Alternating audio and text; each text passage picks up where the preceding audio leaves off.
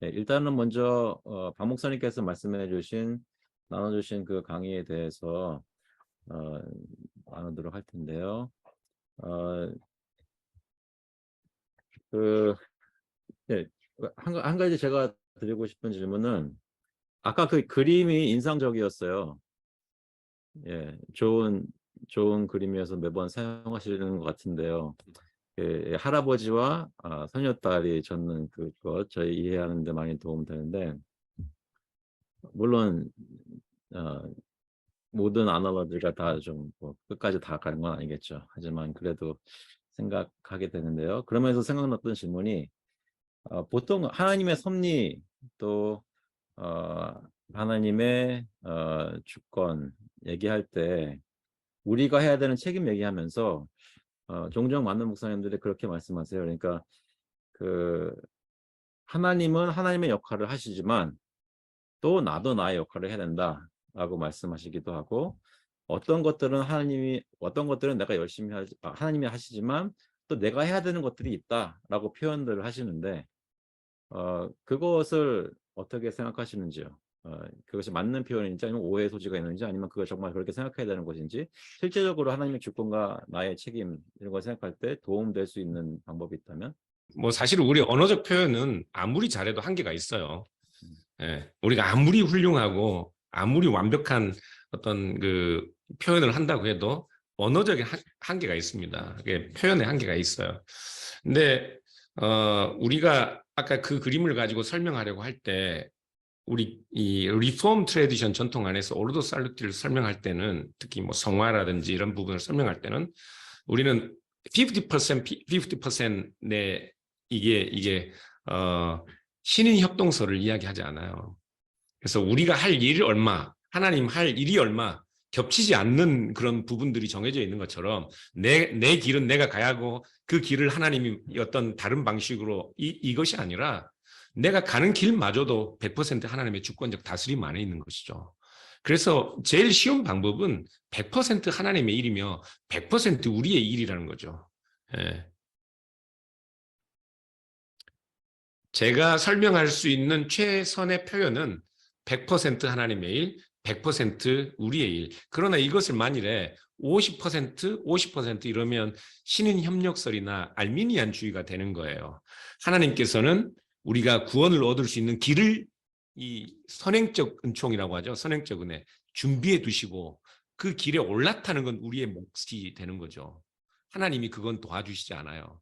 그래서 구원을 완성하는 것도 우리의 몫이 되는 거예요. 하나님 구원을 얻을 수 있는 길만 닦아주시는 이게 아니고, 우리는 이미 여러분들이 잘 알고 있는 것처럼 구원, 오르도 살로티스나 아니면 튤립으로 신앙 고백하는 것처럼 성도의 견인까지도 하나님의 절대적인 주권과 섭리 안에 있는 것이기 때문에 100% 내가 하는 일 같아도 100% 하나님의 주권적 다스림 안에 있는 것, 섭리 안에 있는 것이고, 100% 하나님의 주권적 다스림과 섭리 안에 있어도 그것이 마치 우리가 운명처럼 그런 방식으로 내가 그냥 문잠고 방에 들어누워 있어도 내 구원이 성취되는 그런 방식으로 하나님이 일하시지 않는다는 사실이죠. 네. 저희가 어떤 이제 인생을 살아갈 때, 뭐 간단한 거는 묻지 않죠. 그래서 내가 학교를 갈 때 기차를 타고 갈까, 버스를 타고 갈까, 뭐 이런 거는 전혀 그 선택의 여지가, 그거는 뭐 기도할 내용도 아닌데, 이제 인생을 살아가면서 어떤 자기의 그 인생 경로를 정할 때, 예를 들어 이제 그냥 쉽게 내가 신학대학을 갈 거냐, 아니면 뭐 일반 대학을 간 다음에 뭐 어떻게 다시 어떤 다른 일을 통해서 지혜를 할 거냐, 뭐 이런 문제를 부딪혔을 때, 선하신 하나님 안에서는 제가 어떤 것을 택하든 그렇게 큰 문제가 되지 않는다고 생각합니다. 그렇지만 당사자 입장에서는 그걸 고민하고 기도할 수밖에 없는데, 하나님의 음성이 어떤 면으로 들릴 때, 사실 그게 둘 다 좋은 일이기 때문에, 그래도 몸이 하나고 마음도 하나니까 한 길밖에 갈 수가 없는데, 그럴 때는 그런 어떠한 그 기준을 가지고 하나님의 음성이나 뜻을 구해야 되는지 그런 일반적인 질문을 드렸습니다. 이 질문에 대해서 그 빌립보서 2장 13절 말씀을 제가 참 좋아해가지고요.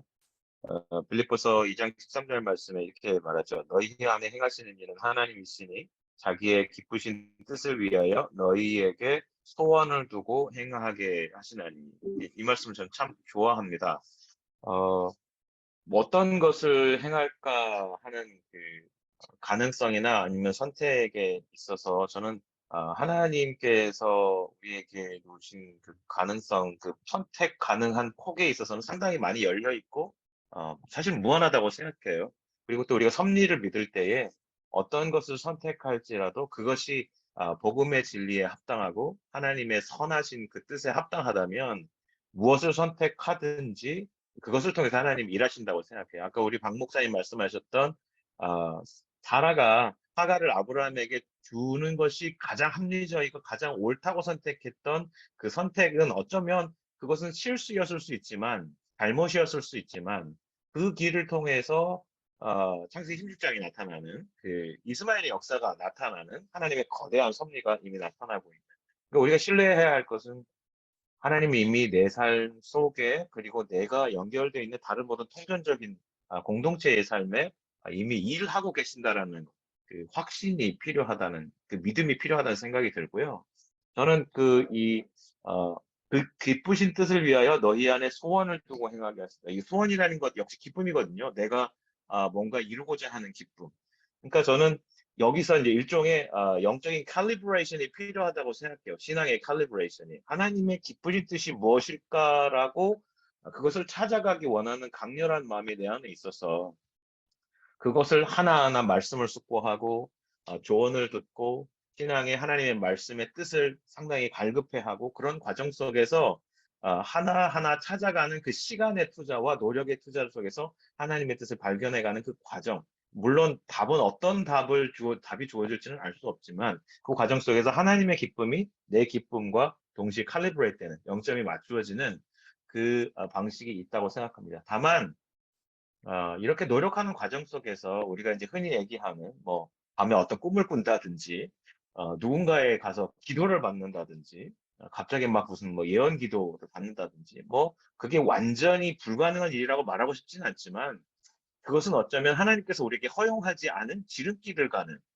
하나님께서는 막아놓고 다른 쪽으로 돌아가고 어떻게 보면 하나님께서 원하시는 인도하시는 길이 있는데 굳이 그 담을 넘어서 지름길로 가는 상당히 하나님께서 기뻐하시지 않는 일이라고 생각합니다. 그래서 하나님의 기쁘심과 내 소원이 어떻게 일치될 것인가를 고민하면서 그 시간 속에서 찾아가는 그 과정의 노력이 반드시 필요하다고 생각하고요. 그것을 통해서 어떤 결론을 택하든 이것이 십자가의 진리, 복음에 합당한 주님의 뜻 안에 있다면 저는 얼마든지 열려 있다고 생각합니다.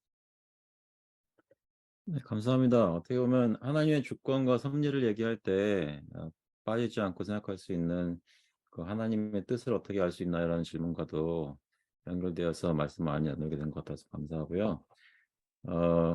또 다른 질문들이 와 있는데요. 그 하나님께서는 그의 선하신 뜻을 따라 모든 일에 절대 주권을 가지고 행하십니까? 하나님의 영원한 계획은 무엇일까요? 네, 박정란 자매님께서 질문해 주셨습니다. 혹시 이것에 대해서 목사님들 중에 답해 주실 분 있으실까요?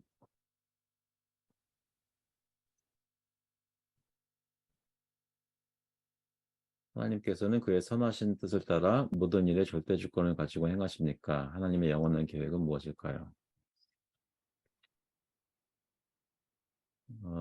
아직 말씀 안 하신 분 중에서 송근ጽ 목사님 말씀 가능하실까요?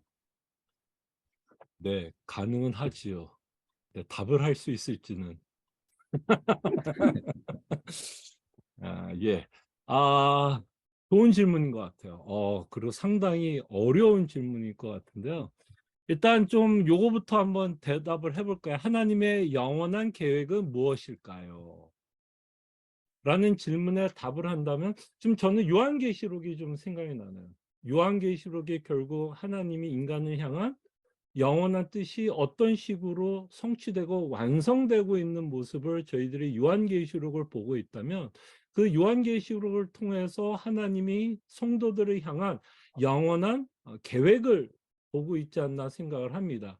그래서 요한계시록을 통해서 하나님이 인간을 창조한 목적을 저희들이 생각해 볼 수 있지 않을까 싶어요. 특별히 요한계시록 4장과 5장에 보면 어린 양 되시는 그 보좌에 앉으신 어린 양에게 예배하는 모습을 우리가 본다면 하나님이 인간을 창조한 목적을 우리는 좀 생각해 볼 수 있겠죠.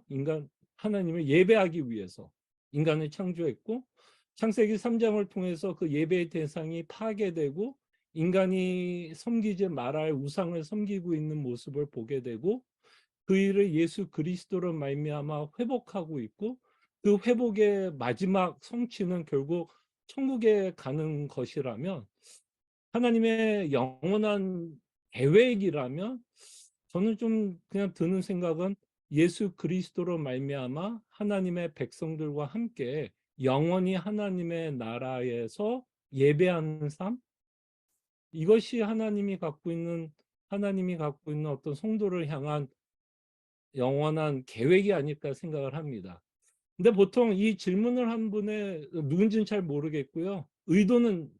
어떤 의도로 이 질문을 했는지 모르지만 아마 우리가 궁금해하는 하나님의 뜻은 과연 하나님은 나에 대한 wonderful plan에 대한 구체적인 내용에 대한 궁금증이 아닐까 싶어요. 하나님이 나에게 어떤 wonderful plan이 있을까?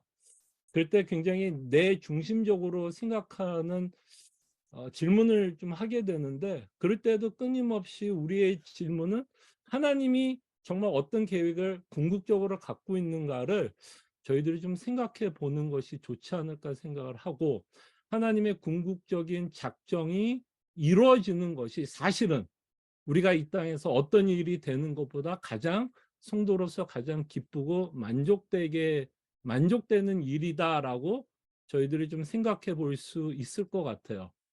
그 다음에 하나님께서 어떤 선하신 뜻을 갖고 있을까? 또 아까 방상석 목사님이 마지막으로 인용했던 그 8장에 합력하여 선을 이루신다라고 했을 때 그 과연 선은 무엇일까를 생각해 봤을 때 아마 로마서 전체 8장에 내어와 있는 선은 하나님의 궁극적 구원이 아닐까 싶어요. 그래서 결국 우리의 모든 삶 가운데 그 하나님이 영원전부터 계획했던 구원 또는 영원전부터 계획했던 하나님의 작정을 우리의 삶 속에서 끊임없이 이루어가고 그 모든 일 가운데 우리가 받은 구원이 얼마나 값지고 귀하고 그 일로 통해서 하나님의 일, 즉 내가 원하는 일이 아닌 하나님의 궁극적인 그 구원이 이루어가는 과정 가운데 그 구원의 뜻을 저희들이 더 깨닫게 되는 것이 제 생각에는 혹시 로마서 8장에 말씀하고 있는 선하신 뜻이 아닐까 생각을 해봅니다. 그래서 혹시 여러분들이 생각했던 답이 아닐 수도 있을 것 같아요. 계속 계획하면 하나님 내가 이 땅에서 과연 하나님은 어떤 계획을 갖고 있을까에 대한 좀 관심에 이 질문을 했다면 아마 제가 하는 답이 안 될 수도 있는데 끊임없이 우리가 주권과 섭리를 생각할 때는 하나님의 관점, 요한계시록에서 과연 하나님이 어떤 일을 이루시려고 하는지를 본다면 우리는 조금은 하나님이 어떤 계획을 갖고 있었는지를 좀 엿볼 수 있지 않나 생각을 해봅니다. 이상. 감사합니다.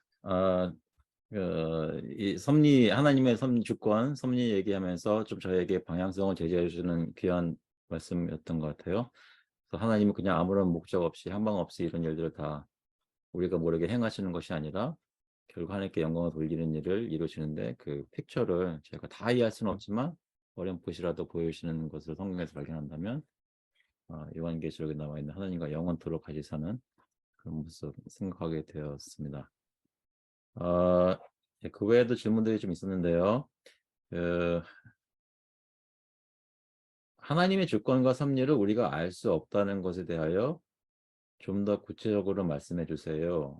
아마 박 목사님 강의하실 때 그 말씀을 듣고 말씀하신 것 같은데요. 이건 일단 박 목사님께서 직접 대답을 해주시는 게 좋을 것 같은데. 네, 하나님이 다스리신다는 사실은 너무나도 명백하죠. 예. 그럼에도 불구하고 하나님이 어떻게 다스리시는지, 우리가 하나님이 어떤 방식으로 우리 하나님의 다스림을 받는지는 잘 모릅니다. 예. 그게 우리의 겸손한 표현일 거예요. 어떻게 이 전능하신 하나님, 우리가 흔히 생각하는 것으로 모든 가능한 것이 실현 가능한 하나님이 자기 아들을 이 세상에 보내시고 십자가에 버리실 수가 있나요? 어떻게 전능하신 하나님이 자기 자신을 비우시고 고통을 당하실 수 있나요? 예. 그래서 우리 하나님께서 이 세상을 다스리신다는 것은 믿지만 그건 분명한 사실이기 때문에 우리가 믿어야 하는 것이고, 그리고 하나님이 우리를 다스리시는 방식이 아까 제가 강의한 내용을 통해서 조금 다시 한번 여러분들이 리마인드 하면, 우리가 생각하는 것처럼 세상의 어떤 권력가들의 힘이나 우리 주님께서도 이 하나님의 나라가 이 검과 몽치나 아니면 부와 권력으로 세워지는 것이 아니라고 누누이 이야기하셨던 것처럼, 오히려 그 나라는 어린 나귀 새끼를 타시고 이 세상에 오실 때 짐승의 구유에 자기 몸을 누이시고 십자가 위에 절규하시고 세상의 가장 천한 자들의 자리에서 함께 식사 교제를 하시는 그 분의 다스림, 우리가 하나님의 다스림을 그렇게 이해한다면, 예수 그리스도를 통해서 하나님이 우리를 다스리신다면, 우리가 아무리 높은 자리에 오르고 하나님의 다스림을 의지하고 이 비즈니스를 선택할 것인가 저 비즈니스를 선택할 것인가 어떤 성공스러운 길로 갈 것인가 하고 하고 또 어떤 자리에 오르더라도 그 자리에서 우리가 살아가는 삶의 방식은 전혀 다를 수 있을 거예요. 제가 이번에 청년들 집회를 다녀왔는데요. 그 청년들은 대부분 뮤직을 전공하는 서울에서 한국에서 아주 최고의 그 대학에서 공부하고 미국에 와서 다 뮤직을 대부분 한 80%가 뮤직을 공부하는 친구들이었는데, 이 친구들 보니까 안타까운 것이 어려서부터 콩쿠르에서 자기들의 실력들을 이 경연을 해야 하니까 항상 그들의 인생 전체가 테스트였어요. 어려서부터 자라온 게 사람들의 평가를 받아야 되고요. 지금도 큰 시험을 앞두고 결과를 기대하고 있으면서 그들의 마음들은 불안하더라고요. 제가 그래서 그분들에게 그랬어요. 여러분들이 생각하는 영광은 그 길밖에 없는 것처럼 그렇게 보일 거다. 그러나 하나님에게서 오는 영광은 여러분들이 가는 길마다 어떤 길로 가든지 무수히 많은 길에 하나님의 영광이 있을 것이다. 우리는 모릅니다. 그러나 하나님이 우리를 선택하셔서 예수 그리스도, 십자가에 달리신 나사렛 예수 그리스도를 우리의 주와 하나님으로 성령께서 섬기게 하셨다면, 우리가 살아가는 모든 삶에 있어서 하나님의 다스림은 반드시 그런 방식으로 우리에게 역사할 거예요. 우리가 하나님의 백성으로 그런 하나님의 통치를 모르면, 그런 하나님의 다스림을 모르면 오히려 우리에게 고난이 유익할 겁니다. 우리가 그 이진영 목사님도 마찬가지고 장명규 목사님도 마찬가지고, 고난 가운데서 우리가 경험하게 되는 것, 하나님이 어떤 분이신지를 여실히 우리가 기억하게 될 것이기 때문에, 그 하나님마저도 결국은 십자가를 지시는 방식으로 우리를 다스리고 하나님의 나라를 가져오셨다는 그 사실을 우리가 깨닫게 될 거예요. 저는 하나님의 다스림이 십자가라고 생각합니다. 십자가. 그거에 대한 팔로우업이 될지는 잘 모르겠지만 그 좀 추가 질문 같은 것이 있는데요. 제가 배우기로는 하나님께서 이삭을 바치는 사건을 통해서 훗날 그리스도를 보내셔서 자기 아들을 십자가 어린 양으로 희생시킬 계획을 보여주신 것을 배웠습니다. 아브라함은 믿은 자가 다시 살아날 것이라는 믿음을 가졌으나 그리스도의 계시를 보여주시고자 하는 하나님께 대한 믿음을 미처 알지 못한 것 같습니다. 여기에 저의 어려움이 있습니다. 하나님의 섭리는 부분적 이해가 저의 한계입니다. 그 갭을 어떻게 극복할 수 있을까요? 박 목사님 팔로우업으로 좀 잠깐 짧게 설명해 주시면 감사하겠습니다.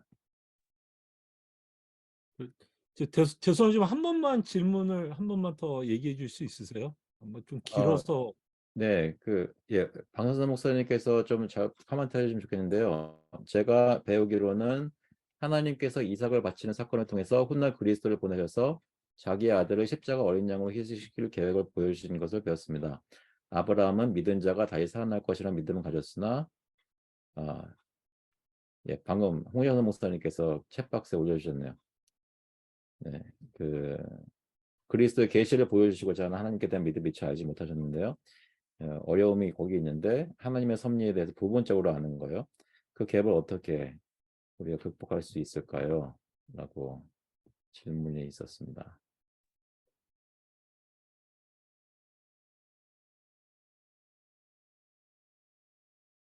그러니까요. 제 말이 하나님께서 다 보여주시지 않는다고요. 예. 다 모릅니다. 그럼에도 불구하고 하나님은 결국에는 우리가 모든 것이 하나님의 섭리고 우리가 마지막 호흡으로 우리 주님께 내 영혼을 의탁합니다 하고 기도할 때까지 우리는 하나님의 섭리 아래에 있는 것이고 그때 우리는 그 섭리 신앙 지금까지 하나님께서 내 인생을 간섭해 주셨습니다. 감사합니다. 기도할 수 있다면 저는 그것이 최고의 성도의 복이라고 생각해요. 예. 다 모릅니다. 그러나 그것이 아브라함에겐 최선이었습니다. 예, 아브라함마저도 그림자로 봤지만 하나님께서 친히 준비하실 것이라는 그 사실, 그리고 사실은 아브라함은 더 구체적으로 우리가 생각하는 것보다 더 구체적으로 하나님께서 이 세상을 구속하시는 인류 역사의 마지막을 내다봤을 수도 있습니다. 예, 그건 신학자들마다 여러 가지 좀 의견들이 있어요. 예. 우리가 생각하는 것처럼 확실하게 우리가 아는 것처럼 그렇게 확실하지는 않아도 그렇습니다.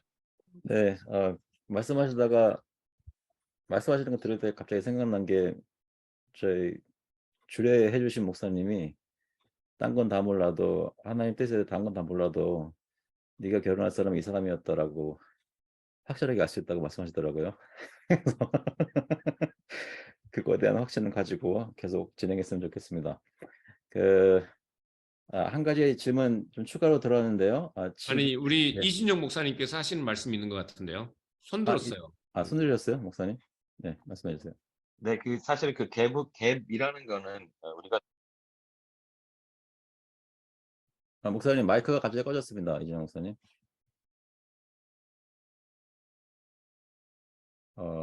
들리시나요? 잘 안 들리고 있는데. 들리세요? 오케이, 말씀하세요. 네, 저만 안 들리는 것 같아요. 저도 안 들려요. 네, 이제 들리시나요? 네. 네네네.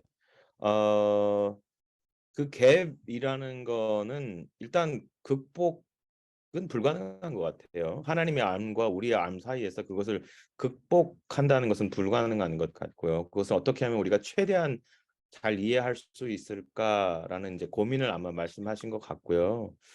아마 우리가 이 고민 속에서 한 가지 믿을 수 있는 사실이 있다면 하나님의 선하심이 아닐까라는 생각이 들어요. 하나님이 선하시다. 근데 그 선하신 하나님이 모든 것이 협력하여 선을 이루게 하신다. 그러니까 이 믿음 안에서 있으면 사실은 그 우리가 알지 못하는 많은 것들이 제약이 되는 것이 아니라 오히려 자유가 된다고 생각합니다. 제가 이제 가까이 있는 존스 홉킨스 대학 그 학부생들과 매주 만나서 교제를 하는데요. 이 친구들의 고민이 항상 그겁니다. 특히 4학년이 되면 어떤 직장을 택해야 할까? 어디에 내가 어플라이 해야 할까? 어떤 진로를 택해야 할까? 그런 고민을 계속 합니다. 아주 똑똑하고 명석한 친구들이라서 다 알 것 같지만 이 친구들이 그런 고민을 많이 하고요. 그냥 어둠 속에서 헤매고 있습니다. 그런 친구들에게 해줄 수 있는 말이 있다면 하나님 선하시고 어떤 선택으로 어떤 곳을 택하여 갈지라도 하나님 그곳에서 인도하신다라고 믿어야 한다라고 말해주고요. 그렇기 때문에 자유를 가지고 당신이 지원할 수 있는 모든 것에 다 지원하라고 제가 얘기해 줍니다. 하나님의 자유를 우리의 자유로 누릴 수 있는 그런 기쁨이 좀 있어야 할 것 같습니다. 그것을 뭐 하나님에 있어서 가능성이 뭐 1000만 가지 뭐 수억 가지가 있으면 그걸 우리가 다 따라갈 수 없으니까 오히려 그것이 수도 없이 많음이 우리에게 오히려 수도 없이 풍요로운 자유가 되지 않을까 그런 생각을 합니다. 네, 감사합니다.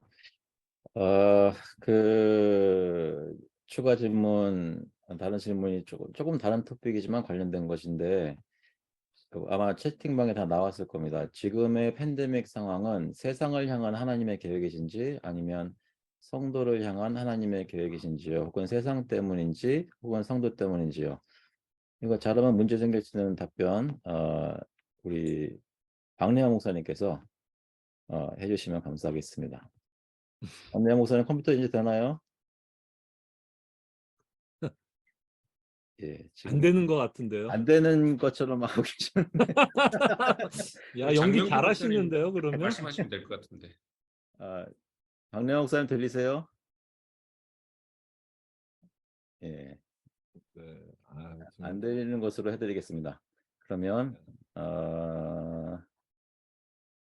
선영건 목사님, 예, 한국에서 조연하고 계시는 선영건 목사님 어떻게 답해 주시겠어요? 아, 안녕하세요. 한국인데요. 저 아침이라 새벽기도 끝나고 와서 잠을 못 잤더니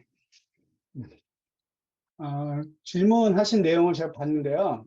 팬데믹 상황을 보면서 여러 가지로 참 고민이 많고 아직 다 완전히 끝났다고 얘기할 수는 없고 어쩌면 안고 가야 되는 상황인데 이 세상을 향한 하나님이 섭리하신다면 왜 우리에게 이런 질병을 왜 이런 정말로 많은 사람들의 생명을 잃게 되는 것, 그런 자연재해들 이런 것들이 어떻게 하나님의 주권 안에서 하나님의 섭리 안에서 일어날 수 있을까? 아, 타락한 우리 이 인간 세계에서 가지고 있는 진정한 문제가 뭐냐면 하나님이 없이 우리는 자꾸만 우리가 만든 하나님을 섬기고 싶어 한다는 거죠. 언제나 계속 만들어 가는 것이고. 그리고 이 모든 것들을 보면서 우리 인간의 타락함으로 말미암아 전 우주도 함께 타락했다고 얘기해요. 그래서 바울이 로마서 8장에서 얘기하는 것처럼 모든 인류가 다 구원받기를, 모든 전 우주가 구원받기를 바란다고 얘기하는 거잖아요. 우리 인류가 다, 우리 인간이 하나님으로부터 구원받는 것을 보면서 그때가 이제 마지막 예수님께서 재림하실 때가 된다고 생각을 하지만 그 전까지 우리가 보고 있는 것들은 완전한 하나님의 피조물 창조물이라고 생각할 수는 없는 것 같아요. 이게 어떻게 변할지에 대해서는 저도 정확하게는 잘 모르겠어요. 그때 가봐야 아는 거니까. 안 알려주셨으니까. 모르는 거에 대해서 우리가 굳이 알려고 할 필요는 없는 것 같아요. 하나님의 뜻도 마찬가지인 것 같고, 하나님이 우리에 대해서 갖고 계시는 하나님의 선하신 뜻이 분명하게 나타나 있는 것들이 있거든요. 그리스도로 말미암아 너희 우리에게 주어진 그 구원의 기쁨이라는 것이 어떤 것이 분명히 보여주는 것에 대해서는 별로 관심이 없고 어떻게 하면 내 길을 갈 것인가에 대한 생각들을 더 많으니까 그 뜻을 알고 싶어하는 부분들이 죄인이기 때문에 있어요. 저는 그거 자체를 그러면 안 된다라는 것이 아니라 오늘 말씀하신 방삼선 목사님 말씀처럼 아브라함의 인생을 통해서 계속 하나님의 뜻에 반하는 일들을 해나가고 죄를 짓고 있음에도 불구하고 하나님이 그의 인생을 들어서 하나님의 뜻을 완성하시는 것처럼 우리의 인생 속에서도 우리는 계속 이게 하나님의 뜻인가 고민할 때도 있고 갈등할 때도 있지만 그럼에도 하나님의 뜻을 이루어 가시는 것 같아요. 팬데믹을 보는 것도 이게 성도를 위한 것인가가 아니라 우리 인간이 얼마나 타락하고 우리 인간 힘으로 모든 것을 하려고 하는 그 노력들에 대해서 하나님께서 어느 정도의 그 브레이크를 거시는 부분도 있을 거라고 생각을 하고요. 그러니까 이 하나님의 선한 손길 안에서 우리가 이것을 바라볼 수 있었으면 굉장히 좋은 거고, 그것 때문에 예배에 굉장히 어려움이 있고 또 한 것을 말미암아 우리가 예배를 하나님께 바르게 하고 있는 것인가 생각할 수 있는 기회가 됐을 거라고 생각을 해요. 그래서 돌이킬 수 있는 부분들이 많이 있었으면 좋겠습니다. 마지막으로 아브라함 인생에서 아브라함이 우르에서 떠나서 하란으로 갔다 하란에서 가나안으로 가는 모든 과정에서 말씀하신 것처럼 하란에서 우르로 갈 때는 아버지를 따라가거든요. 역사적인 흐름에 따라서 아버지를 따라가서 그 하란에서 자기가 의지했던 하란에서 아버지가 죽었을 때 그때 움직이게 되거든요. 모든 것들이 내가 이때까지 의지하고 싶었던 부분들이 끊어질 때 하나님의 뜻을 우리는 조금씩 알아갈 수 있는 것 같아요. 그러니까 우리는 내가 하나님의 뜻이 무엇인가라고 자꾸 고민하고 싶고 이런 일들에 대해서 생각되실 때 내가 의지하고 있는 것이 어떤 것인지를 먼저 돌아볼 수 있고 회개하고 돌이키는 일들이 좀 있었으면 좋겠는 거죠.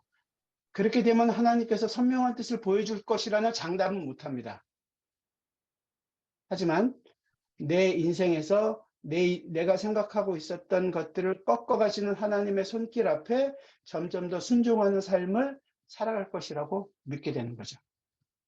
그래서 우리 인생이 하나님의 백성이라면 모든 인생에 죄를 짓는 건 아니고선 모든 인생에서 좋은 것이 있을 거라고 생각해요. 좋은 것이라고 생각합니다. 그중에서 좋은 것과 보다 좋은 것과 가장 좋은 것의 차이들을 우리가 좀 알고 그 안에서는 어떤 것을 선택하셔도 하나님의 백성으로서의 가는 길은 하나님의 선하신 손길 안에서 완성된 참 아름다운 열매가 맺혀질 것이라는 것을 저는 믿어 의심치 않습니다. 그래서 제가 지금 한국에서 멍멍이 고생을 하고 있는지도 모르죠. 네, 네, 감사합니다. 이 질문 어떻게 보면 크게 볼 수도 있는 것인데 그래도 제가 알기로는 한호석 장로님이신가요? 질문하신 것 같은데 장명근 목사님 직접 한번 대답을 해주시면 어떨까 또 싶습니다.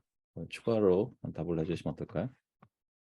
예, 여기 이 질문을 저희가 좀 생각해 보면 오늘 특별히 오늘 강의를 가지고 좀 생각을 해보면 이 안에서 하나님의 이 주권과 섭리는 저희가 이 고난을 당하면서 이것에 대한 뜻들을 좀 발견해가는 과정인 것 같아요. 그래서 여기 우리 장로님께서 이게 성도를 향한 것인지 세상을 향한 것인지라고 했을 때 저는 두 가지 다 그 하나님의 섭리와 하나님의 주권이 여기서 드러난다고 생각을 합니다.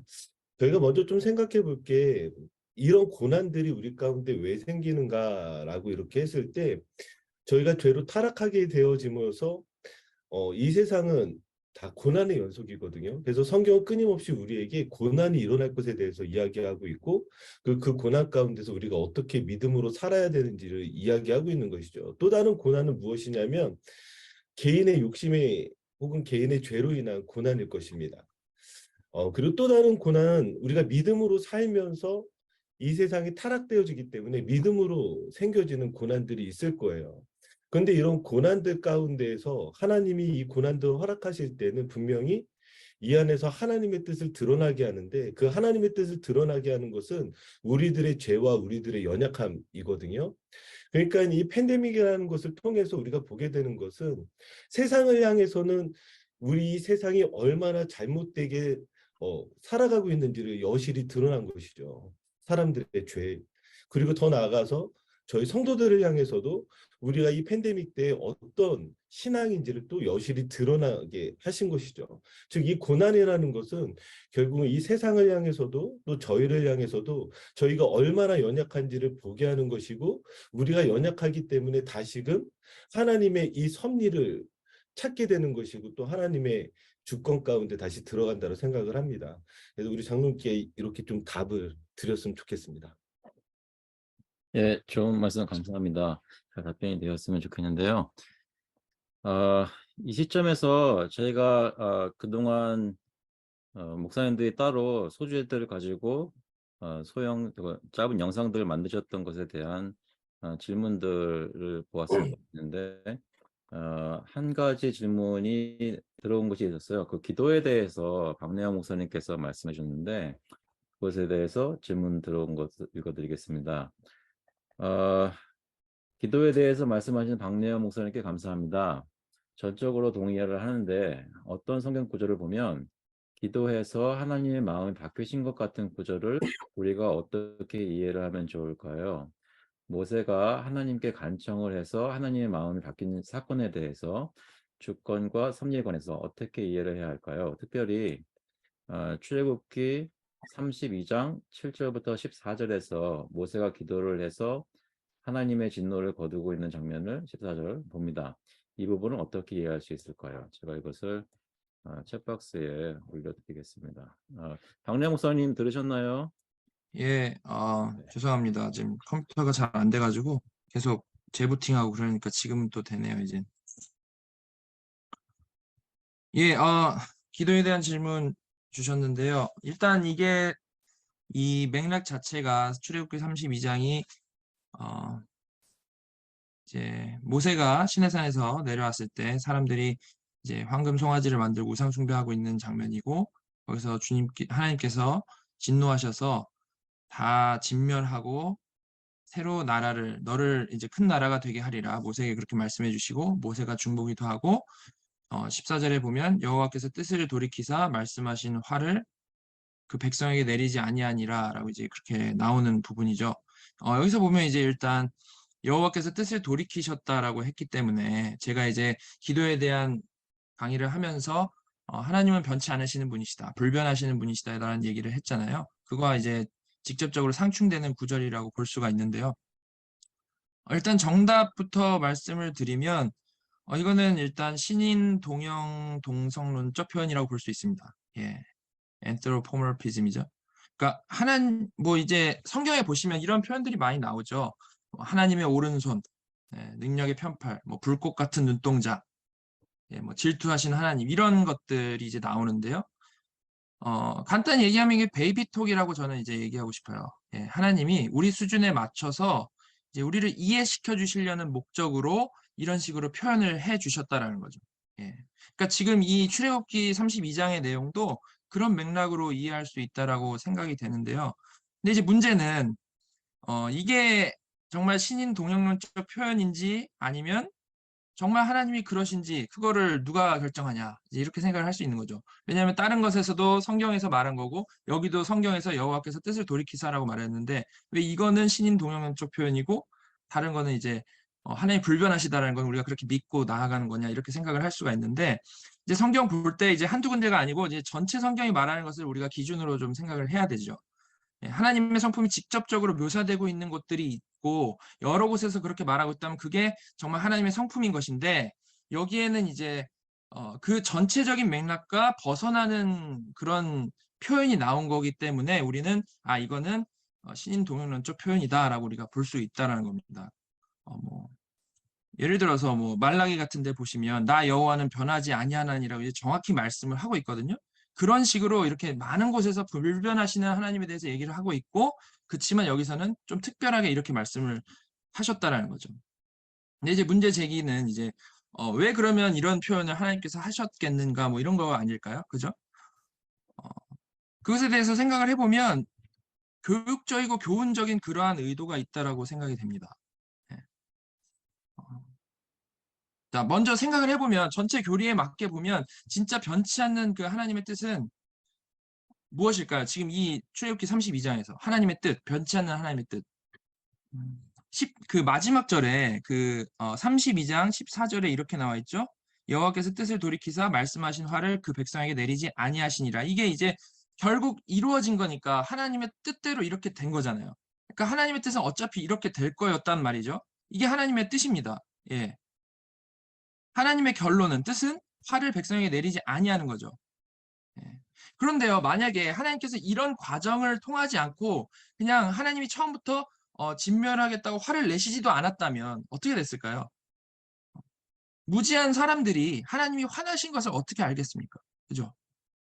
율법으로 우리가 죄를 아는 것처럼 하나님이 화를 내심으로 그게 하나님이 지극히 싫어하시는 것이라는 사실을 알게 되는 거죠. 우상 숭배하고 났는데 그냥 하나님이 용서해 줄게 이랬다면 이게 하나님이 싫어하시는 거구나 이걸 우리가 알 수 없지 않습니까? 그러니까 그런 식으로 우리에게 뭔가를 설명해 주시기 위해서 설득해 주시기 위해서 이해시켜 주시기 위해서 신인 동영론적 표현을 통해서 하나님이 이런 거를 분명히 싫어하시는 것이다 라는 것을 먼저 화를 내심으로 표현을 해 주시고 또 이제 하나 더 생각해 볼 수 있는 거는 모세의 기도가 중간에 들어가는데 모세의 기도를 통해서 돌이키셨다라는 그 부분을 또 통해서 모세는 기본적으로 그리스도의 모형이기 때문에 이 백성의 죄에 대해서 진노하시는 하나님께 그 그리스도께서 중보하시는 그 자리에 모세가 서서 지금 중보를 하고 있고 하나님께서는 그 중보로 인해서 돌이키는 것이다라는 그러한 이제 모형론적인 내용도 우리가 좀 생각을 해볼 수가 있는 거죠.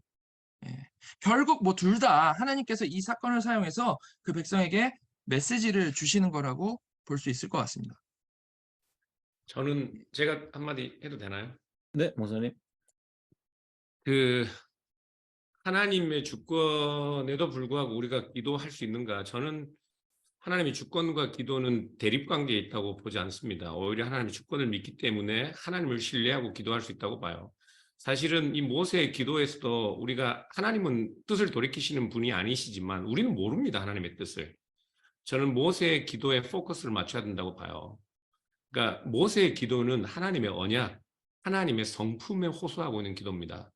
그러니까 우리가 하나님의 주권을 믿는다는 것은 우리가 하나님께 하나님의 성실하심, 그분의 신실하심, 그분의 완전하심, 의로우심을 믿고 우리가 어떨 때는 처절하게 기도하고 정말로 하나님의 주권을 믿고 몸부림치며 기도해야 될 일들이 있다고 봅니다.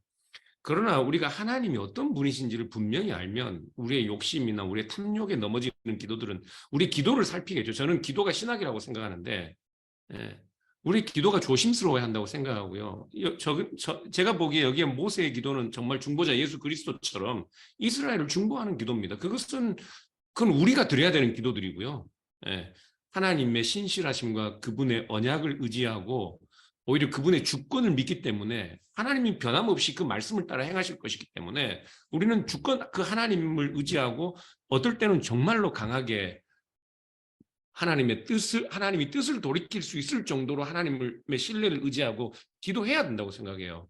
우리 박명영 목사님도 이제 말씀하시는 것이 그 하나님이 원래는 이런 생각이 아니었는데 뜻을 바꿨다 이런 의미가 아니고요. 우리는 모르기 때문에 하나님의 신실하심을 의지하고 우리가 기도해야 될 문제들 앞에서는 정말로 철저하게 처절하게 기도해야 된다고 생각해요. 제가 또 지난 집회 가서 집회를 이야기해야 되는데 청년들 집회였는데요. 제가 1시간 설교하고 그 청년들 2시간 기도하더라고요. 좀 놀랐습니다. 정말 큰 도전을 받았습니다. 우리는 그렇게 기도 안 하거든요.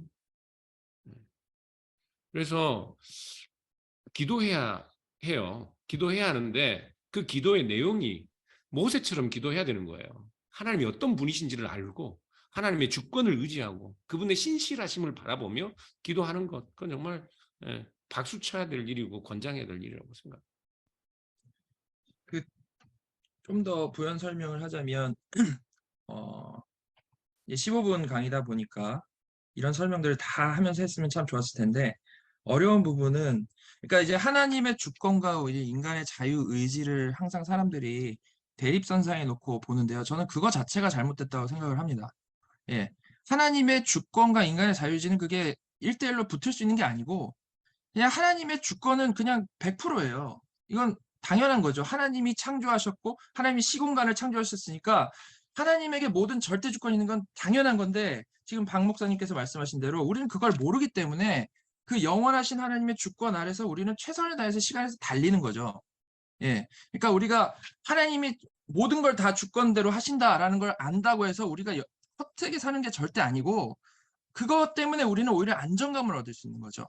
예. 그런 맥락이 분명히 있어야 되고 그렇기 때문에 하나님의 주권을 우리가 100% 믿는다고 해가지고 방종하거나 기도 안 하거나 이런 쪽으로 흐르는 게 아니라 하나님께서는 분명히 선하신 쪽으로 흐르게 하실 것이고 선하신 뜻대로 이루실 것이기 때문에 나는 그 안에서 최선을 다해서 기도하고 나아가는 중에 하나님께서는 분명히 인도해 주실 것이고 제가 그 강의했던 부분에서 강조점은 그 가운데 나의 마음이 변해서 그 하나님께 맞춰지게 된다는 거죠. 그 선하신 하나님의 뜻을 믿기 때문에 거기서 안정감을 얻고 평안을 얻는다라는 그런 맥락에서 설명을 드렸던 겁니다.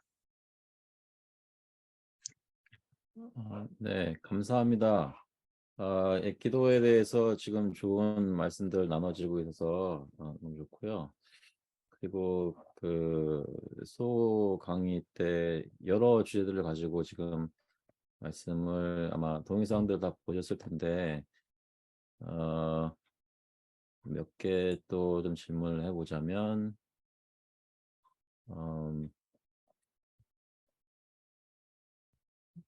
그 이진영 목사님 하셨던 강의에 대해서 한 가지 질문해 보자면 내가 십자가 지는 것이 어떻게 이웃에게 섬김과 격려가 되는지 구체적으로 설명해 주세요라는 질문이 있습니다.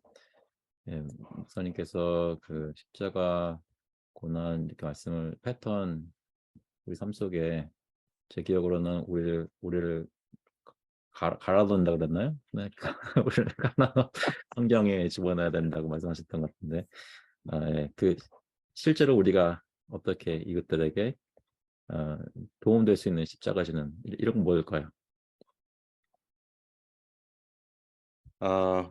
네, 그 제가 십자가를 지는 그 바울이 보여주는 삶 자체를 설명을 할 때 그 십자가의 본이라고 하는 그 메타스케마티조 했을 때 그것이 어떤 내 삶의 모범을 보여서 사람들에게 보여줬다 이런 의미보다도 바울 자신이 그 십자가의 패턴, 예수님께서 걸어가신 십자가의 패턴에 자기 삶을 맞추어 넣었다. 그러니까 성경을 이런 식으로 내 삶에 맞게 조작해서 적용했다는 것이 아니라 그 말씀이 분명하게 보여주는 십자가의 어떤 패턴 속에 나를 어떤 형태로든 내 삶을 변형시키고 자르고 절제하고 녹여서 부어 넣었다. 마치 그 주형 틀에 넣듯이 그렇게 이제 설명을 드렸죠. 이렇게 살아가는 성도의 십자가를 감당하는 삶, 성도의 예수님의 십자가의 길을 따라가는 삶, 혹은 십자가의 그 패턴 안에 내 삶을 넣는 그 삶을 살아갈 때 성도들에게 어떻게, 혹은 이웃들에게 어떻게 도움이 될까? 저는 두 가지 측면에서 볼 수 있다고 생각해요. 하나는 믿음이 없는 사람들이 우리의 그 십자가 지는 삶에 어떻게 유익을 얻을 것인가. 저는 그 베드로전서 3장 15절 말씀이 아주 좋은 대답이 되지 않을까라는 생각이 듭니다. 너희 마음에 그리스도를 주로 삼아 거룩하게 하고, 사실 이게 바로 십자가의 패턴을 사는 삶이거든요. 그리스도를 주로 삼아 거룩하게 하고 너희 속에 있는 소망에 관한 이유를 묻는 자에게는 대답할 것을 항상 준비하되 온유와 두려움으로 하고. 우리가 십자가 지는 삶을 살아갈 때 이것이 이웃에게, 아직 믿음을 갖지 못하는 이웃에게 주는 것은 그 안에 소망이 있다는 것을 이 십자가의 삶이 보여주는 것이죠. 십자가의 그 길을 걸어가는 사람이, 믿음이 없는 사람이 그 삶을 바라볼 때에 도대체 저곳에 어떤 소망이 있길래 그의 삶 전체를 저 패턴을 따라서 살아가게 하는가, 어떤 이유가 있는가를 궁금하게 한다는 의미에서 십자가의 삶 자체가 가지는 전도의 의미가 있다고 생각합니다. 전도 자체가 십자가의 도를 전하는 거니까요. 그런가 하면 공동체, 믿음의 공동체 안에 함께 삶을 나누는 사람들에게는 그 우리가 십자가의 패턴에 나의 삶을 맞춰 놓는 것 자체가, 아까 박 목사님께서도 우리의 힘으로 그렇게 할 수 없고, 바울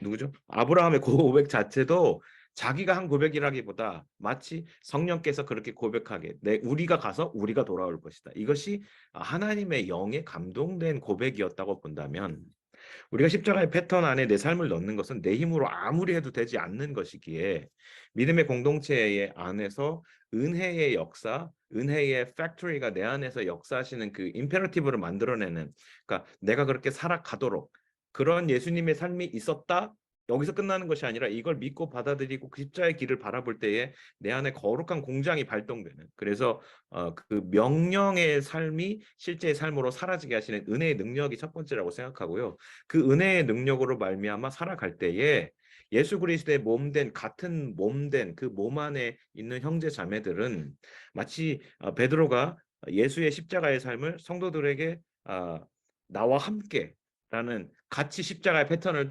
살아가자라는 어떤 권면으로 연결시켰던 것처럼, 우리의 그러한 삶도 우리 안에 거룩한 성령이 역사하실 때 성령께서 한 공동체 안에 목격된 십자가의 패턴을 살아가는 삶의 그 삶이 그 사람들에게 영적인 감화력을 주고 능력을 주고, 그 사람들의 처지고 지쳐지고 상처에 입은 영혼을 치유하는 성령의 매개체가 된다, 성령의 도구가 된다, 그런 생각을 저는 하게 됩니다. 그 C.S. 루이스가 고통은 하나님의 손에 들린 메가폰이다, 이제 그런 말을 했는데요. 그냥 고통은 의미가 없죠. 나의 고통이기도 하고 또 공동체의 고통이기도 하고 이웃의 고통이기도 한데, 그 예수 그리스도의 십자가, 그리고 내 이웃이 감당하는 십자가의 패턴의 삶을 바라보면 내가 지고 있는 이 고통도 그 십자가를 살아갈 수 있는 능력이 되어서 하나님이 자기를 우리가 거절할 수 없는 무게로 우리를 설복시키시는 메가폰을 통해서 말씀하시는 은혜가 되어서 그 길을 따르게 한다라는 생각을 하는 것이죠. 제가 이제 말씀 전하면서 너희를 향한 나의 생각은 평안이고 재앙이 아니고 이렇게 말씀하시는 사람들은 이것이 그저 우리에게 좋은 것만 주시는 하나님이라고 생각하고 모든 우리의 십자가와 고난을 거부하는 이유로 사용하기 쉽지만, 사실은 실제로 그 포로의 삶을 살아가는 사람들에게 주어진 말씀이었다는 점에서 십자가의 삶 속에서 버텨내고 나누고 격려하고 세우고 용서하고 치유받고 회복되는 그 능력이 바로 이 십자가의 패턴을 서로 보여주고 서로 목격하는 삶 속에서 성취하게 된다. 그것이 바로 성령의 능력이다. 네, 그렇게 저는 말씀드리고 싶습니다. 감사합니다. 사실 이 질문은 제가 만든 건데 너무 좋은 답변을 들어서 그래요? 아주 흡족합니다. 감사합니다. 홍장선 목사님 한번 답해 주시면 좋겠는데, 그 강의에 대해서 그 하나님의 다스림 주권이 커지면 내 책임이 더 커지고, 내 삶 속에서 하나님의 다스림이 작아지면 내 책임도 작아진, 이런 말씀하셨는데, 일반적으로 그러니까 믿는 사람들, 믿지 않는 사람들이 이기적인 생각을 가진다면 내 책임이 많아지는 것을 그렇게 원하지는 않을 텐데요.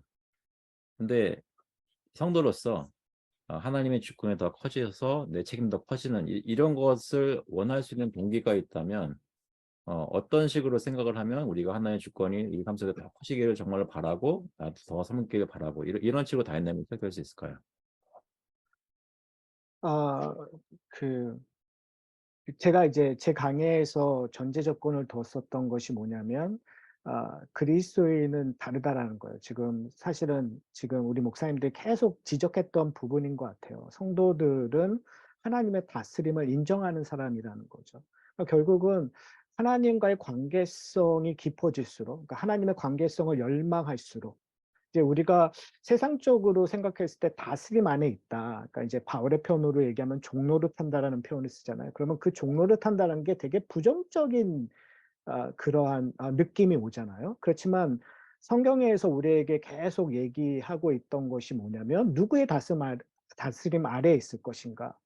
성도들은 하나님의 다스림 안에 있는 것이 기쁨이고 즐거움이고 그 안에서의 풍성함이 있는 거죠. 그러니까 다른 말로 얘기하면 우리가 하나님의 다스림, 즉 우리의 책임이 커지는 것을 싫어하는 것은 아직 우리가 하나님과의 관계성을 모르고 있다라는 거. 하나님의 관계성이 그 열망한다라는 건 사실 하나님을 사랑하고 있다라는 증거이고, 그래서 제가 제 강의 후반부에서 책임이라는 단어를 순종이라는 단어로 바꿨어요. 그러니까 결국은 지금 목사님들이 얘기했던 것처럼 하나님의 주권과 우리의 자유의지, 책임이 충돌하는 것이 아니라 그리스도인은 하나님의 다스림을 열망하는 순종의 삶들이 드러나는 거죠. 그러니까 그 책임이, 그러니까 지금 계속 얘기하셨던 것이 뭐냐면 하나님의 다스림, 주권, 섭리를 우리가 완벽하게 모르잖아요. 그러니까 그 완벽한 걸 모르는 거를 알아가는 거잖아요. 순종함으로 말미암아. 성령의 도우심으로. 그러니까 그것이 즐거움이 될 거고 그것이 기쁨이 돼야 되는데 저도 저를 포함해서 많은 성도님들이 그것을 추구하지 못하는 것 같아요. 뭐 우리가 일상에서 좋아하는 취미거리도 좋으면 거기에 푹 빠져갖고 그거를 탐구하는데 우리는 그리스도의 관계성을 탐구하지 않고 있는 시대에 살고 있고 그냥 겉모양으로 내가 그냥 편한 삶을 추구하는데 그래서 제가 이제 그렇게 그러니까 결과론적으로 얘기하면 동력이 어디 있는가? 결국은 하나님을 사랑하는 마음, 하나님의 다스림 안에 들어가고자 하는 마음, 다른 말로 얘기하면 내가 그리스도인 된 제자로 살아가는 마음들이 그 일들을 하게끔 만들겠죠. 감사합니다, 목사님. 많이 좀 정리가 되는데요. 저희가 하나님의 주권, 뭐 자유의지, 우리 책임 이런 거 생각할 때 미스할 수 있는 부분들, 우리가 하나님과 어떤 관계에 있고 구원받은 사람들이 어떻게 하나님을 사랑하는지 그거 저희 붙잡으면 이제 많은 것들을 실제로 붙잡고 하나님 원하시는 대로 생각하고 또 순종할 수 있다고 생각이 드네요. 목사님, 네. 제가 좀 조심스러운 게 있네요. 왜냐하면 우리가 지금 목사님들이 사실은 겸손하게 다 모른다 다 뭐 이러니까 그럼 모르면 뭐 우리가 마음대로 해도 되고 뭐 이것저것 선택할 때 우리 마음대로 어차피 모르는 거니까 그렇게 생각할 수도 있을 것 같은데 모르기 때문에 마음대로 이것저것 그렇게 선택하는 것이 아니라 모르기 때문에 조심스럽고 모르기 때문에 기도하고 모르기 때문에 하나님을 의지해야 되는 것이 더 분명한 대답 같아요. 모르기 때문에 최선을 다해야 하고 그게 좀 조심스러워서. 네, 감사합니다. 맞습니다. 저희가 모르는 것이 우리의 방종을 조장하는 것이라면 안 되겠죠. 네, 또 수호 영상 중에 한 가지 어떤 것 중에 하나는 송근춘 목사님 그 영상 보면서 깜짝 놀랐어요. 연예인들이 나와가지고 네. 제가 드리고 싶은 질문은 하는 일, 직업, 공부를 잘하는 것을 통해 하나님께 영광을 돌릴 수 있는 것은 없는 것인가요? 상 받는 사람은 무엇이라고 하나님께 감사해야 하나요? 복음을 믿는 것과 세상에서 사는 삶을 사는 것과 관계가 있을 수는 없나요? 이 주제와 하나님의 주권과는 어떤 관계가 있나요?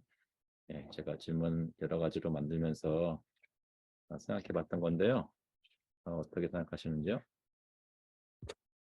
아, 좀 어려운 질문인 것 같은데요. 이 질문을 딱 보면서 제가 생각난 거는 그냥 옛날에 제가 배웠던 내용을 그냥 다시 한번 기억을 되살려서 말씀을 하는 거니까요. 혹시 목사님들 가운데 저보다 더 설명을 잘 하실 수 있으신 분들은 제가 그냥 버버버버 대다가 그래서 잘 정리해 주셨으면 좋겠어요. 종교개혁 당시에 굉장히 그 중요했던 이슈 중에 하나가 하나님 앞에 그 코람데오라는 단어가 좀 사용이 됐던 것 같아요. 과연 하나님 앞에 누가 성도의 삶을 이제 성도의 삶을 성도의 삶을 살아갈 때 그 당시에는 굉장히 그 성도의 삶이 굉장히 제한되면서 사제들만 하나님 앞에서 뭔가 영광스러운 삶을 살아간다라는 식으로 이제 가르쳤던 게 이제 종교개혁 당시에 했던 천주교에서 가르친 내용이라면, 자, 여기서부터 이제 제가 그냥 옛날에 들었던 이제 기억을 되살리면서 아마 루터가 소명이라는 단어를 사용했던 것 같아요. 이거에 대해서 조금 더 설명을 해줄 수 있는 분이 해주셨으면 좋겠어요. 그래서 소명이란 하나님이 준 그냥 일반적인 일을 통해서도 우리는 하나님께 영광을 돌리면서 살아갈 수 있다라는 거예요. 그러니까 사제만이 하나님께 영광을 돌리고 하나님 일을 하는 게 아니라, 아마 루터 등 그 당시 종교개혁자들이 정말 그 당시에 신선하고 혁명적인 발언이 만인이 모든 성도는 하나님 앞에서 제사장으로서 살아간다라는 그 가르침을 주었던 걸로 기억을 하면서 어떤 성직자와 어떤 그냥 일반 성도를 구분하지 않고 모든 성도들, 모든 하나님을 믿는 모든 사람들은 자기의 일을 하나님 앞에서 소람대오의 삶을 살아가야 한다는 식으로 좀 가르쳤던 것 같아요. 그랬을 때 저희들이 좀 조심해야 될 건, 제가 제 동영상으로 통해서 제가 좀 우리가 좀 생각해 보자는 것은, 하나님의 일을 통해서 우리가 뭔가를 하는 것을 통해서 하나님께 영광을 돌린다라는 것에 대해서 좀 성도들에게 자유함을 주려고 제가 만들었던 내용이었습니다. 그래서 많은 경우는 세상의 성공적인 내용으로 하나님께 영광을 돌려야 될 거라고 생각을 하고, 또는 그것이 안 되면 뭐 교회에서 직분을 통해서 마치 종교개혁 당시에 어떤 사제가 되어서만 뭐 하나님께 영광을 돌려야 한다라든지, 또 요 질문을 김동욱 목사님 만드셨나요? 여기서 보면 요 단어가 들어가 있어요. 뭐라 그러면 하는 일, 직업, 공부를 잘 하는 것을 통해서. 이 잘이라는 단어가 우리가 좀 빠지지 말아야 될 함정이 아닐까 싶어요. 우리는 잘하는 것을 통해서 하나님께 영광을 돌린다기보다는 우리에게 주어진 상황 가운데서 최선을 다하는 모습으로, 또한 하나님께서 우리에게 주어진 환경도 하나님의 섭리 가운데서 주어진 거고, 또 우리가 어떤 일을 할 때 뭐 공부를 한다든지 또는 뭐 사업을 했을 때도 결국에는 그 공부할 수 있는 능력을 주신 것도 사실 하나님 아니겠습니까? 여기 계신 목사님 가운데서는 저보다 훨씬 더 머리가 좋으시고 공부에 더 능력이 있으신 분들은 어떻게 보면 하나님께서 조금 더 그런 은사를 주셔서 그런 것들을 더 개발해서 해서 뭐 박사학위도 따신 분들도 있을 수 있겠죠. 그런 것처럼 하나님께서 우리에게 주신 그런 어떤 능력 안에서 최선을 다하는 것, 최선을 다할 때 그게 코람데오가 아닐까 싶어요. 그래서 이 질문에서 우리가 절대로 놓치지 말아야 될 건, 좀 이원론적으로는 생각하지 말자라는 질문과 함께, 그럴 때 어쨌든 우리가 하나님께 영광을 돌린다라고 했을 때는, 저는 이거는 그냥 가장 기초적인 부분에서는 제가 동영상을 통해서도 답을 하려고 한 거지만, 예수 그리스도의 복음에 대한 진정한 기쁨과 만족을 드릴 때, 그러니까 느낄 때, 받을 때, 저는 그것이 가장 하나님께 영광이 된다라고 생각을 합니다. 이 대답이 주는 자유함이 있는 것 같아요. 그 자유함은 뭐냐면, 병상에 누워있는 성도도, 우리 병상에 누워있으면 야, 저 사람이 정말 어떻게 하나님께 영광을 돌릴까? 나는 이민자로서 살아가는데 내가 하는 일마다 다 족족 망하고 되는 일 없는 것 같고, 야, 이렇게 족족 안 되고 실패하는 내 인생, 이거 하나님께 영광이 될까? 라는 질문을 하게 되는 것 같아요. 그럴 때 우리가 뭔가를 하는 것이 하나님께 영광이 아니라 정말 예수 그리스도 빛 되신 영광의 빛 되시는 예수 그리스도께서 이 땅에서 무엇을 이루셨는가? 결국 우리의 구원이 이루시고 있고 그 구원으로 만족할 수 있다면 우리가 어떤 일을 하든 그것이 목사가 되었던 이거 또 직업에 귀천이 없는데 또 다른 직업을 얘기해서 편마하는 것 같아서 얘는 안 들게요. 다만 우리가 세상적으로 생각할 땐 좀 낮은 직업이라고 생각하는 직업을 할지라도 그 안에서 정말 복음이 주는 기쁨을 맛보고 또 하나님께서 내가 이 일을 통해서 또 먹고 살 수 있고 생업을 할 수 있도록 허락하신 모든 상황과 환경을 인정하고 그 일을 최선을 다한다면 그것이 도둑질이 아니고 성경에 위배되는 일이 아니라면, 그죠? 위배되는 일이 아니라면 우리의 어떤 모든 삶 가운데서 우리가 처한 모든 상황, 그게 엄마든 할머니든, 그죠? 누구든 하나님께 영광을 돌리면서 좀 살아갈 수 있지 않을까 생각을 합니다. 그리고 또 하나 조금 좀 제가 조심스럽게 얘기한 건 배우가 상을 받았다는 거에 대한 감사함을 돌리는 거는 충분히 돌릴 수 있다고 생각을 합니다. 왜냐하면 제가 하나님께서 우리에게 이 땅에 살아가면서 하나님께서 허락한 것을 감사하지 말자는 얘기는 아니에요. 정말 하나님이 이 땅에 살아가면서 여러분들에게 풍성하게 허락한 거, 그게 재물이 될 수도 있고, 자식이 여러분들이 원하는 대로 잘 커서 원하는 대로 잘 커서도 될 수도 있고, 어쨌든 하나님이 이 땅에 살아가면서 필요한 거, 좋은 것들 허락했다면 그것도 우리가 하나님께 감사하면서 살아갈 수 있지만, 만약에 궁극적으로 하나님께 영광을 돌리는 모습이 어떤 식으로 나타나느냐라고 믿는다면 결국 빛 대신 예수 그리스도께서 이 땅에서 무엇을 성취하려고 했는지를 기억하고 그 성취로 인해서 우리가 만족하고 기뻐하고 감사하면서 살아간다면 그것이 하나님께 최고로 영광을 돌리는 모습이 아닐까 생각을 해봅니다. 네, 감사합니다, 목사님. 저에게 주어진 시간은 9시까지인데요. 그래서 계속 할 수는 있지만 한 질문만 더 드리고 저희 토론을 마치도록 할게요. 그 질문은 정명근 목사님께 드리는 질문인데요. 그 질문을 여기 채팅방에 올렸습니다. 우리가 보통 겪는 어려움들을 다 신앙의 고난이라 볼 수 있나요? 일상적인 어려움 속에서 예수 그리스도를 믿는다는 것은 구체적으로 무엇을 말하나요? 예수님을 이미 믿기로 하고 신앙생활을 하고 있는데 무엇을 더 해야 예수 그리스도를 믿고 그와 동행하는 것인가요? 네, 이것도 제가 목사님 영상 보고 만든 질문인데 제가 좀 비몽사몽간에 만든 질문이라 제가 왜 질문인지 잘 모르겠어요. 근데 아마 목사님은 이해하실 거라고 생각하고 답변을 부탁드립니다. 일단은 이 질문 안에서 두 가지는 좀 답이 이미 나온 것 같은데요.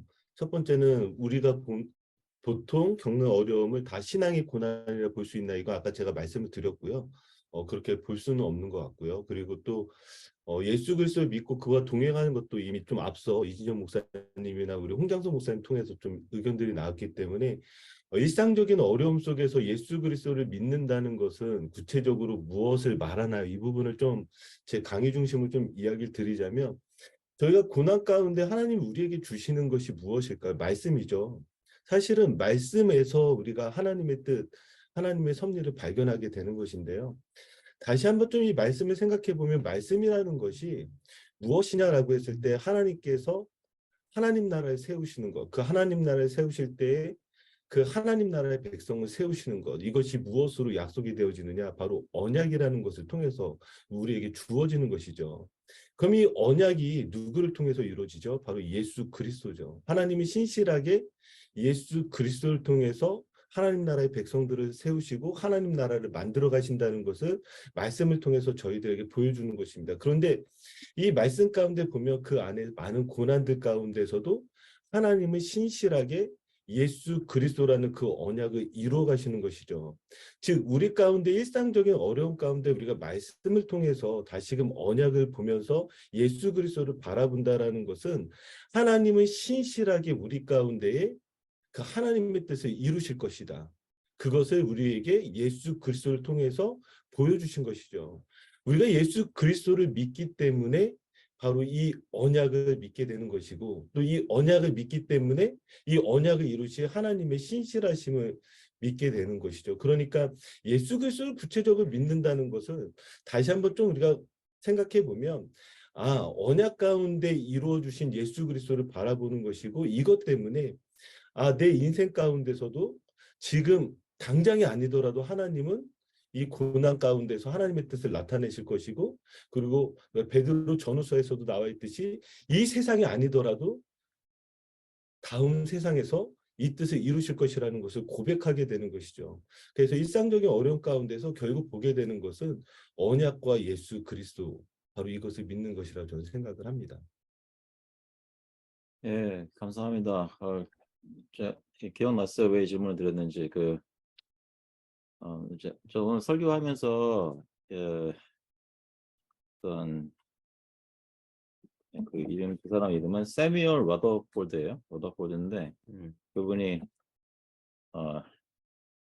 목회 잘하고 있다가 영국 국교 때문에 탄압받아서 쫓겨나서 이제 목회 못하고 있을 때 더 예수님을 깊이 알게 됐다는 걸 지금 읽은 적이 있는데 어려운 가운데 예수님 알아가고 이해하고 언약 백성으로 살고 이런 것에 저희의 매일매일 사는데 힘도 얻고 주님과 가까워지기도 하고 하나님의 주권 왜 이런 일이 벌어지나 이런 것에 대한 이해를 저희가 사실 그럴 때 어릴 때 많이 씨름하잖아요. 근데 그것을 고난 가운데 주님을 붙잡으면 언약 백성으로서 더 저희가 나아갈 수 있지 않을까 생각이 됩니다. 오늘 많은 질문들과 또 좋은 답변 너무나 감사드렸고요. 목사님, 네. 제가 한마디만 좀 요약하고 싶은데요. 네, 방상 목사님, 말씀하시면 좋겠습니다. 지금 올라오는 질문들을 보니까 대부분 신앙과 삶을 이분법적으로 이미 그 질문 자체가 재단하고 있는 것처럼 보여가지고 사실은 하나님의 주권, 섭리라는 것은 그렇게 간단한 문제가 아니잖아요. 온 세상 우주 만물을 오묘한 하나님의 방식으로 다스리는 것이기 때문에 저는 이 부분에 있어서는 우리가 확실한 이해를 좀 가지고 있어야 한다고 봐요. 하나님의 섭리는 우리 신앙생활에만 국한되는 거 절대 아니라는 사실이 중요하고 그래서 아까 우리 성군주 목사님 만인제사장설 말씀하셨는데 저는 그래서 우리가 성공자의 자리에 있을 때 승리자의 자리에 있을 때 우리가 내뱉는 말들을 조심해야 된다고 봐요. 내가 성공한 자리에서 하나님께 영광을 나는 그거 조심해야 된다고 봅니다. 왜냐하면 그 유럽에서 축구 시합이 있으면요. 전부 다 골 넣으면 성호 그거예요. 이게 뭐 골 넣은 팀도 골 넣지 않은 팀도 지금 저기 우크라이나하고 러시아 다 동방 종교회를 국교회처럼 믿는 교회들이에요. 그러면서 전쟁하고 있대요. 그런데 이기면 다 하나님께 영광을 일 거예요. 그러면 진 사람들은 예수 그리스도는 이 세상에 낮은 자들의 친구로 오셨습니다. 그런데 만일에 이긴 사람들만 하나님께 영광을 하고 외칠 수 있는 기회가 주어진다면 우리 하나님은 실패자들, 낮은 자들, 성공하지 못한 자들의 하나님이라는 사실이 그 유명한 사람들, 성공자들의 입에 의해 부정될 거라고요. 나는 그래서 그런 호칭은 정말로 조심해야 된다고 봐요. 하나님께 영광을이라고 해서 하나님께 영광이 되는 게 아닙니다. 오히려 수 없는 노력과 헌신 가운데서도 그 자리에 오르지 못한 다른 사람들에게 영광을 돌리는 것이 오히려 겸손하고 하나님께 영광을 돌리는 방법이라고 생각해요. 그리고 이 세상에 신앙이 아닌 게 없죠. 그렇지 않나요? 세상에 일어나는 모든 재앙과 재난은 다 우리 신앙의 문제입니다. 우리 성령께서도 만물의 탄식감 가운데서 탄식하고 계셔요. 우리가 신앙의 문제, 내 삶의 영역, 내 신앙과 관계없는 일이라고 세상에 일어나는 여러 가지 재앙이나 재난들에 대해서 무관심한다면 그것은 우리의 신앙이 형편없는 겁니다. 하나님은 그 일로 인하여 아파하고 계시잖아요. 그런데 하나님의 아픈 마음으로 우리도 이 세상의 재난과 재앙을 우리 가슴에 품고 아파하면 우리 신앙과 우리 삶과 관계없는 모든 것들이 우리 신앙이 될 거예요. 저는 그게 하나님의 주권적 다스림을 받는 거라고 생각하고 십자가로 우리를 다스리신 그리스도의 통치, 그분의 섭리를 믿는 거라고 생각합니다. 우리 목사님들이 다 그 동일한 어떤 맥락, 포인트로 다 강의를 해주신 것 같아서 제가 그냥 이 한마디로 요약을 했으면 좋겠어요. 예, 감사합니다. 혹시 아까 손 들으셨던 이준영 목사님 더 하실 말 없으세요? 네. 좀 그 뭐 같은 맥락이지만 조금 다른 각도에서 보자면 저는 이제 하나님의 언약이라는 얘기를 우리가 이제 참 많이 하는데 이 언약이 상당히 통전적이라는 생각이 들어요.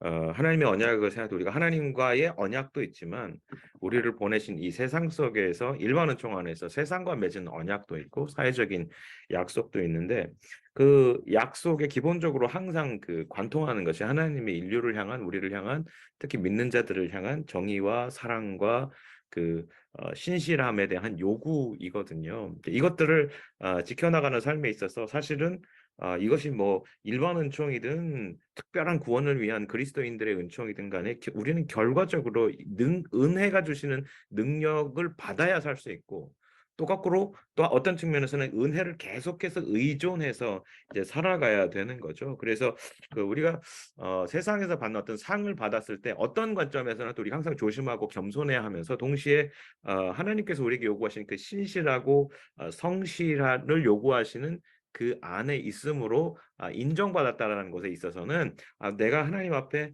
주신 그 하나님의 선을 따라가는 걸음 안에 있다는 것을 감사하고 내가 여전히 이것이 일반적인 삶의 영역이든 하나님께 감사드리는 수직적인 삶의 영역이든 은혜 의존적으로 살아간다는 의미에서 감사할 수 있고 영광 돌릴 수 있다라고 생각을 합니다. 다만 항상 그 말씀 아까 하신 것처럼 약자를 존중하는 시스템 항상 있어야 된다고 생각해요. 예수님께서 베데스다의 연못에 가셨는데 사실 베데스다 연못 자체가 지금 예루살렘 시가지에서는 축제가 벌어지고 있는데 그곳에 장애자들 나타나지 말라고 거기 가면 치유된다고 소문을 퍼뜨렸고 사람들이 거기로 다 모여 있는 병자들이 다 모여 있는 곳에 예수님은 축제가 아니라 그곳으로 가신 것이었거든요.